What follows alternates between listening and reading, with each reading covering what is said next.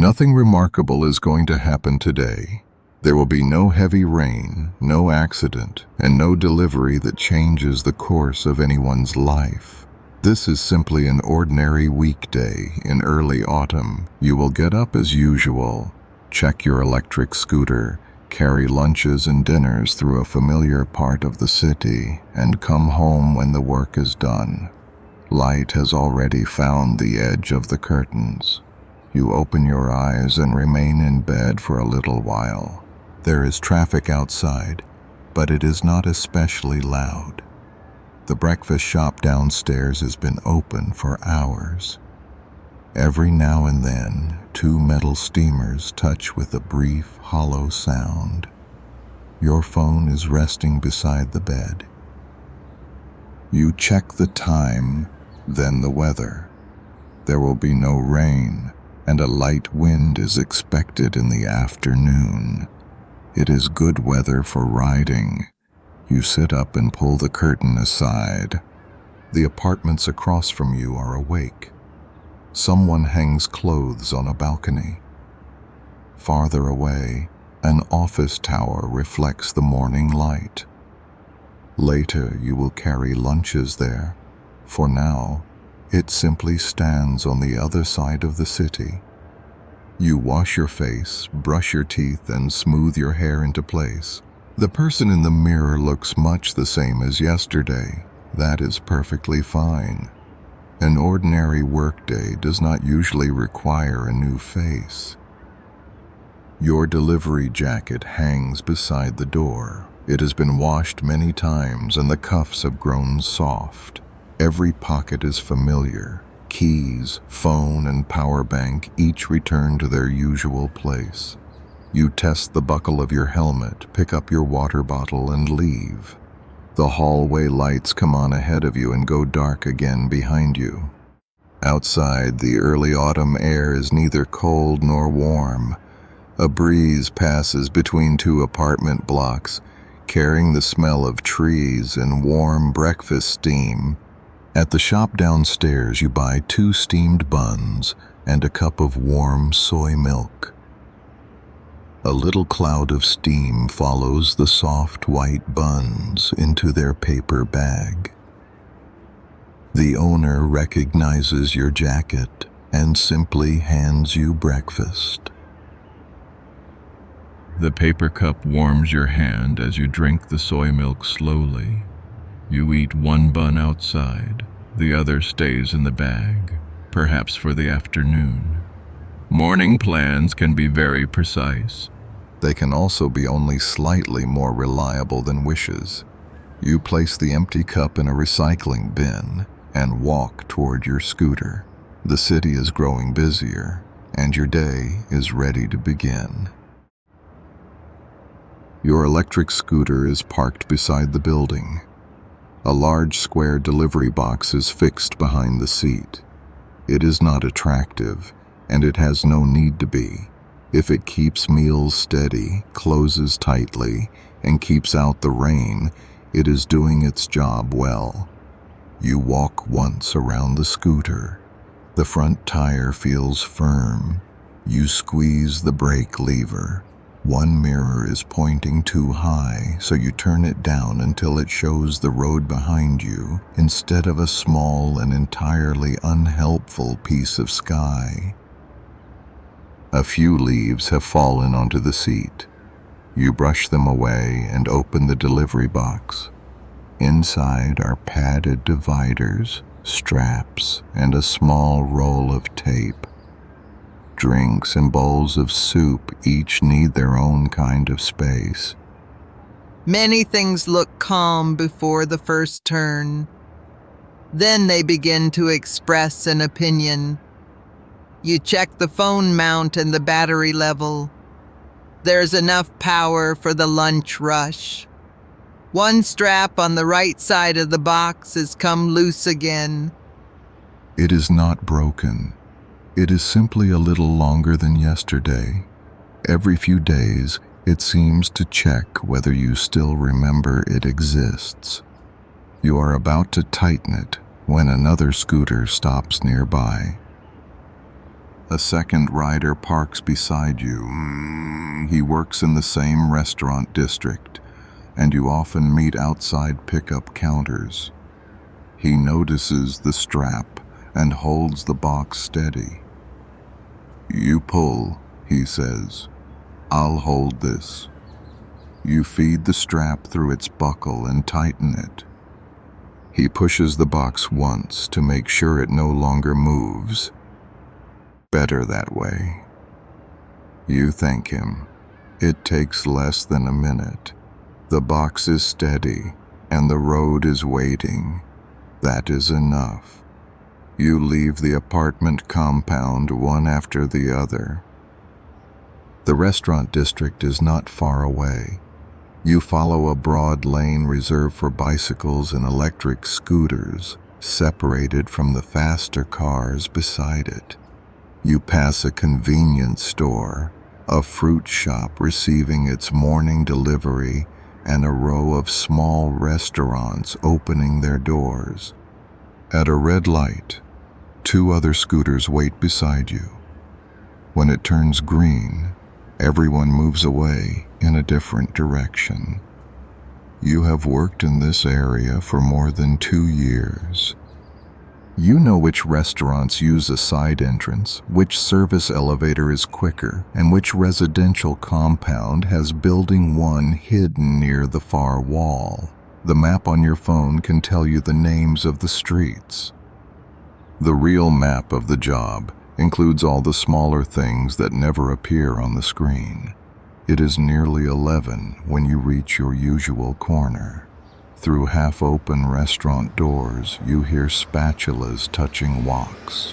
Workers stack empty food containers on the counters. You park, put on your helmet, and tap the button that makes you available for deliveries. For a moment, the screen is still. Then the name of a restaurant and a delivery address appear. The first order of the day has arrived. The first order comes from a noodle shop at the end of the street. The customer lives in an older apartment building only a few streets away. You accept the order and ride half a block. Several scooters are parked outside. Steam comes through the kitchen door as you read the short number on your screen. 27, you tell the worker. The number identifies the order. In a busy restaurant, a few digits are easier than a full name and address. The worker checks them, and so do you. She lifts a paper bag from the warming shelf and adds a small vegetable dish. 1 bowl of noodles and 1 side. You check the order. Everything is there. The broth has been sealed inside a round container and placed inside a second bag. You press gently around the lid. Soup and drinks are the passengers who need a little extra attention. They do not speak, but they have other ways of reporting a bad journey. You place the meal deep inside the delivery box, hold it with a padded divider, and close the lid. The route is familiar. You ride beneath the street trees and wait at a red light while a city bus crosses in front of you. When the light changes, you continue to the residential compound. There are several 6-story buildings inside, and you quickly find the right stairwell. This building has no elevator. Fortunately, the customer lives only 5 floors up, and you have climbed these stairs many times. A folded stroller is parked on the 2nd floor. A television sounds through an open window on the 3rd. The 4th floor landing smells faintly of soap. Your breathing is a little deeper when you reach the 5th floor, but you are not in a hurry. You check the apartment number and knock gently. The door opens almost at once. "Thank you," the customer says, taking the bag. "You're welcome." The exchange lasts only a few seconds. You mark the order as complete and turn back toward the stairs. Meetings like this happen all over the city. One person cooks, another carries the meal, and a third opens the door. The small arrangement needs nothing more. By the time you return to the scooter, another order is waiting. After 11, the lunch rush truly begins. There are noticeably more riders on the street now. Scooters stop outside restaurants and leave again. Several orders appear in your app. 2 come from neighboring shops, and a third is waiting across the street. They are going to an office tower and a nearby residential compound. One restaurant prepares meals quickly. Another cooks each dish in a wok and needs a few extra minutes. A useful route is not simply a line connecting dots. You consider what will be ready first and which building has the slowest elevator. At the first shop, you find your numbered bag among many others and check the label. Next door, you collect the sealed drink and make sure its straw is packed separately. The final restaurant is warmer. Spatulas strike walks in the kitchen while several riders wait against the wall. A worker who knows you looks toward the kitchen. "This one needs a few more minutes," she says. "Wasn't the drink next door ready already?" You tell her that you have it. "Good. Don't worry. They're packing this one now." Waiting is part of the work, too. You study the addresses again. 2 orders are going to the same office tower, and the third to the compound behind it. You will deliver the office meals first. The worker ties the final bag securely. Ready, you thank her and arrange the meals inside the box. The hot dish rests flat, the cup remains upright, and a divider holds everything in place. Then you close the lid and leave. The roads are busier at midday. Shadows from the street trees move across your hands and the handlebars. The office tower stands beside a shopping center. You leave the scooter in the designated area, take out 2 meals, and walk into the lobby. The air conditioning cools your face at once. Several people are waiting for the elevator. The floor numbers descend slowly. People are working upstairs, and their lunches are waiting downstairs. The elevator seems unconcerned by either fact. At last, the doors open. As they begin to close again, an office worker notices the bags in your hands and presses the open button. You step inside and nod to him. "Thank you. No problem." You leave 1 meal at an 8th floor reception desk. The second customer is waiting on the 11th and steps aside after taking the bag, allowing you back into the elevator. Back outside, the warmer air settles around you. You put on your helmet and ride toward the residential compound behind the office tower. The phone suggests the south gate, but you know the north gate is closer. At the entrance, a security guard sees the delivery box and points along the road. Building 6 is to the right. You thank him and follow the path. In Building 6, you ride alone in a mirrored elevator. The customer on the 15th floor has asked you to leave the meal on a small stool outside. You set it down, make sure it is stable, take the required photo, and walk quietly away. Another order reaches your phone before you return to the scooter. For the next 2 hours, the addresses change while the movements join together. Pickup shelves, red lights, side entrances, elevators, and one lunch after another carried to different doors. You place one order of soup against the deepest wall of the box and slow down before a rough section of road. Moving faster is not always the fastest way to finish. Another meal is going to an older residential compound. The building numbers have faded, and buildings 8 and 3 look almost identical. Before you need to stop, the guard leans out of his window and points toward the second path on the left. Building 8 is that way. Thank you. He returns to his newspaper.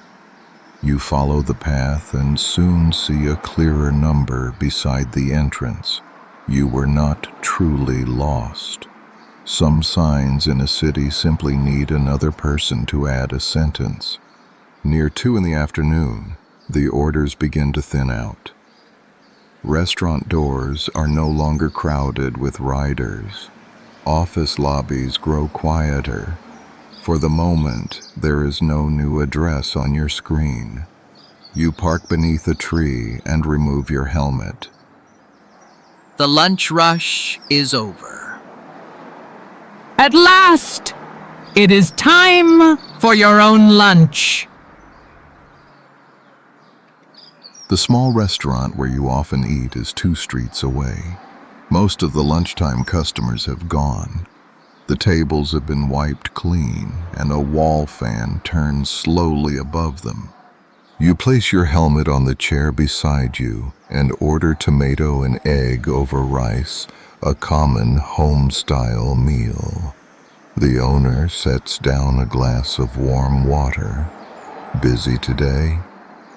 About the same as usual. He nods. That is enough of an answer. Soft pieces of egg and tomato cover the hot rice. For hours, you have carried the smell of other people's lunches. Now the important things are simple. The food is hot. The chair is steady. And for a little while, your phone is not asking you to go anywhere else. Outside, riders pass from time to time. The owner adds more warm water to your glass, then continues clearing another table. When the meal is finished, you rest against the chair. For a few minutes, your legs do not have to climb stairs or balance a scooter. The street seems more distant through the glass. After a short rest, you check the battery. The lunch rush has used a good amount of power, and there are still several hours ahead. At the next corner stands a row of battery swap lockers. They look like metal storage lockers. You complete the exchange in an app, and one small door opens with a quiet click. You lift the used battery from the scooter with both hands and place it into the empty compartment. A second door opens. You take out the charged battery and lock it into the scooter. Exchanging a battery is quicker than waiting for the scooter to charge. Not every rider works this way, but for you, the lockers are an ordinary stop. The scooter has enough energy again. You have recovered some of yours as well. There is a bench beside the lockers. Another rider is sitting there, with his helmet taking up the space beside him. When he sees you, he lifts it onto his knees and leaves room for you. You sit down and take out your water bottle. "Not too bad today," he says. "No, not too bad." Neither of you begins comparing order numbers. The leaves move gently overhead. The bench is wide enough for 2 people. There is still water in your bottle, and plenty of afternoon left. A few minutes later, his phone receives an order. He puts on his helmet and rides away. Then your own screen lights up. The afternoon drink orders have begun. The afternoon orders are different from the lunchtime ones. There are fewer hot meals and more coffee, milk, tea, bread, and pastries. Someone at work wants something sweet. Someone at home remembers the bakery nearby. Your first group of orders comes from the ground floor of the shopping center. At the coffee shop, paper cups have been fitted into a cardboard holder and sealed with stickers. Next door, 2 cups of milk tea are turning beneath a sealing machine. You confirm the numbers and place the coffee on one side of the box. The milk teas go on the other. You fit a divider firmly against the cups and pass a strap around them. The drinks look completely peaceful. One turn in the road may give them different ideas. So you check them once more. The lids are sealed. The bags are upright. The straws are packed separately. The sun is no longer directly overhead.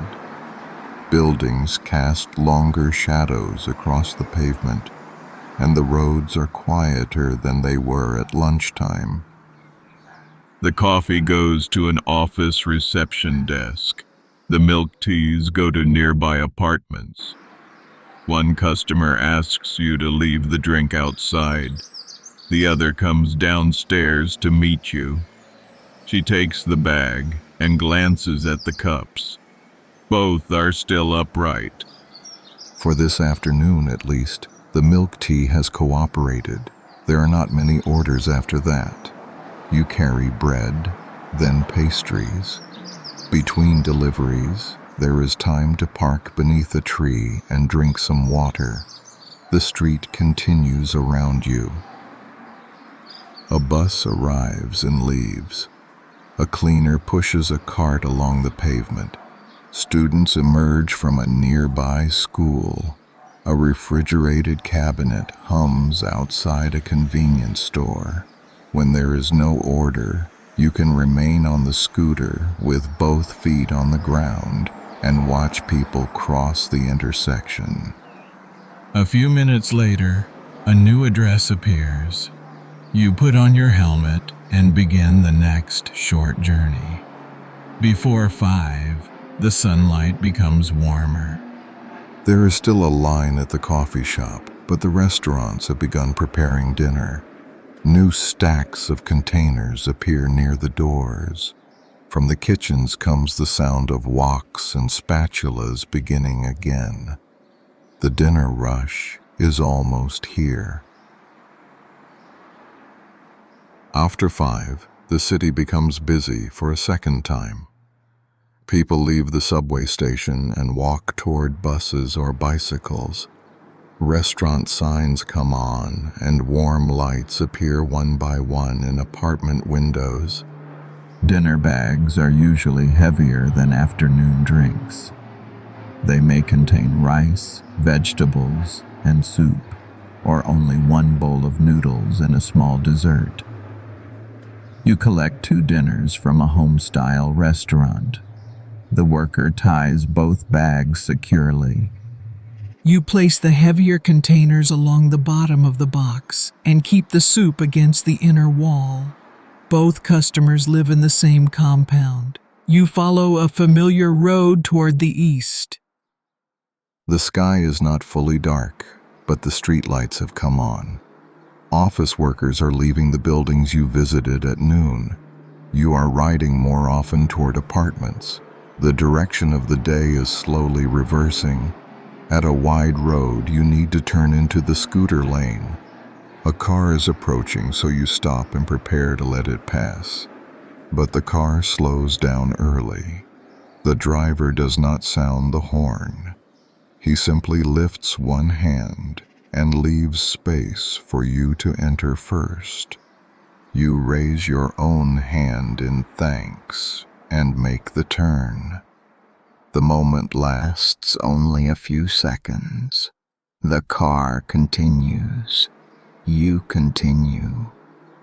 Soon the intersection is behind you. At the residential compound, a guard points toward the second row of buildings. Building 9 is farther inside. You thank him, park, and carry the 2 dinners in. The first elevator is already waiting on the ground floor. This is a small piece of luck. You step inside and press 12. The doors close, the outdoor sounds disappear, and for a little while, there is only the soft movement of the elevator. The customer meets you at the door. You hear dishes and quiet conversation inside. He takes the bag and thanks you. The second meal is left on a small shelf outside another apartment. A message arrives a moment later to say that the customer has seen it. The sky is darker now. Over the next few hours, you pass more illuminated windows. There are plants, drying clothes, a kitchen window clouded with steam, and someone gathering toys in a living room. You remain at each door for only a few seconds. A gentle knock. A paper bag passed from one pair of hands to another. A short sentence. Then you turn and leave. Most of a city's life takes place in rooms that other people never see. You do not need to know whether each family is celebrating, worrying, or simply eating dinner. You only need to find the right door and bring the right meal to it. The dinner period is busy, but you do not allow it to become frantic.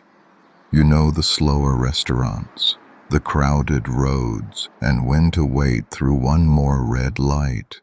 Experience does not mean you never have to wait. It means you know what to do while you are waiting. Around 8, the orders begin to spread farther apart.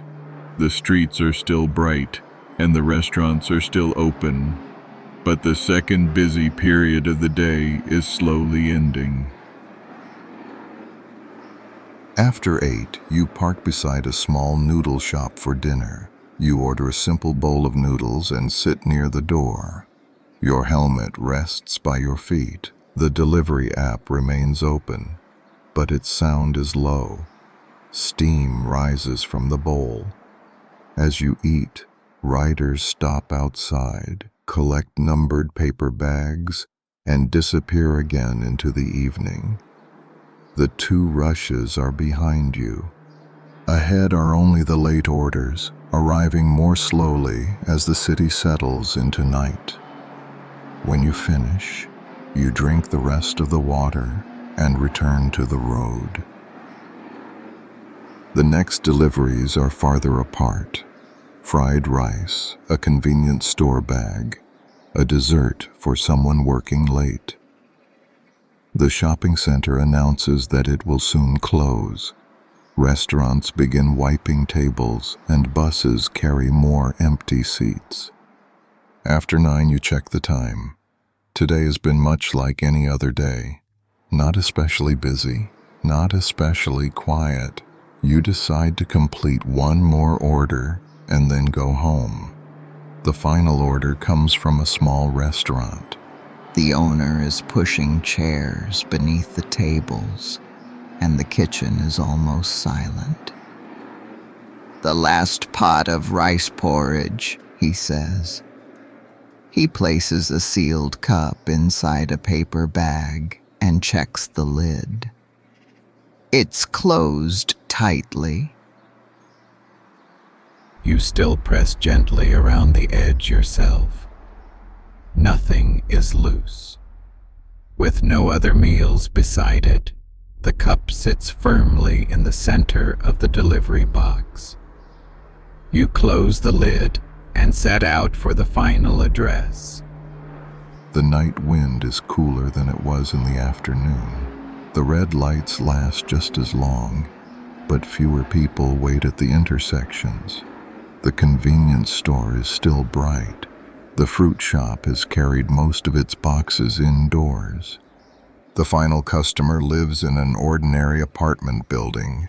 You walk into the compound. A street lamp lights the ground beneath the trees, and the elevator arrives without delay. The customer is on the 7th floor. You press the doorbell once. The door opens only a short distance, as though someone inside may already be asleep. You pass over the bag and lower your voice. Your order.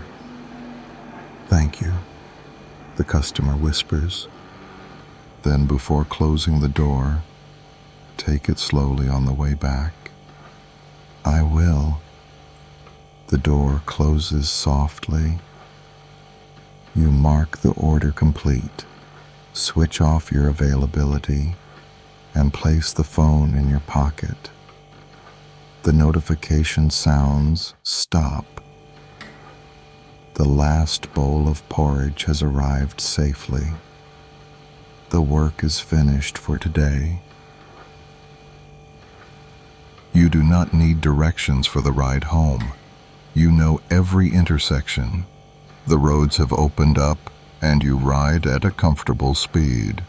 There is no next restaurant and no new group of addresses to arrange in your mind. You pass the bench where you drank water in the afternoon. No one is sitting there now. The leaves are still moving gently above it.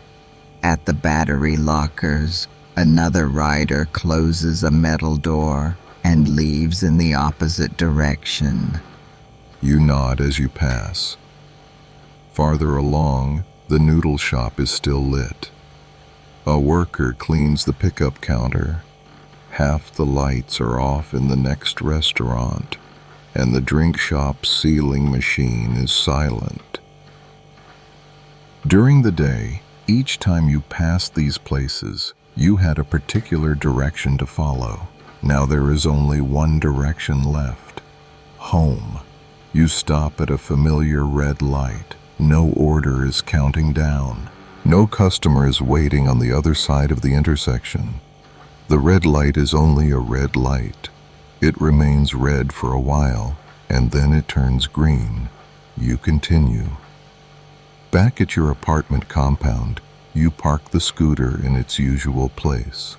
You lower the stand, switch off the power, and open the delivery box. The box is empty.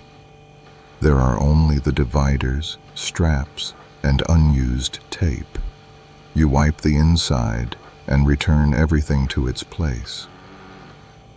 The loose strap from this morning is still tight. The place where the other rider helped you secure it has not moved all day. You carry your helmet upstairs. The hallway lights come on ahead and go dark behind you. Inside, you return the helmet to the shoe cabinet and the keys to their small dish. A message appears in a group chat shared by several riders. "Finished for the day. See you tomorrow." A few short replies appear underneath. You add one of your own. "See you tomorrow."